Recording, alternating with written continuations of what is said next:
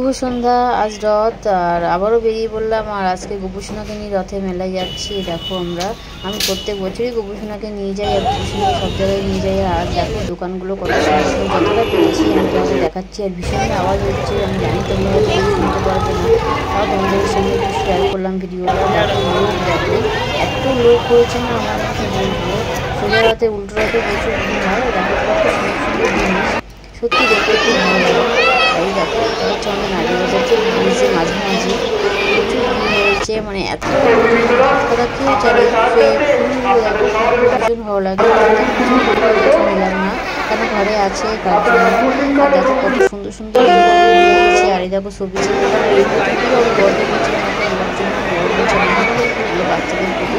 আর এদিকে দেখো কত লোক হয়েছে, মানে গিজগিজ করছে লোক।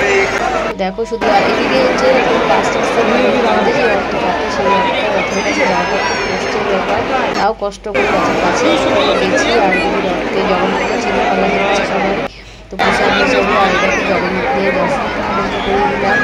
দেখো রথটা কত বড়। আর এদিকে প্রচুর ভিড়, বাবুটা ঘুরে যাচ্ছিলো। তারপরে দেখো সবাই ভিডিও করে আসতে ফটো করে আসতে। আর বড় মশাই যে কোথায় আছে আমি জানি না, কোথায় যাচ্ছিলাম।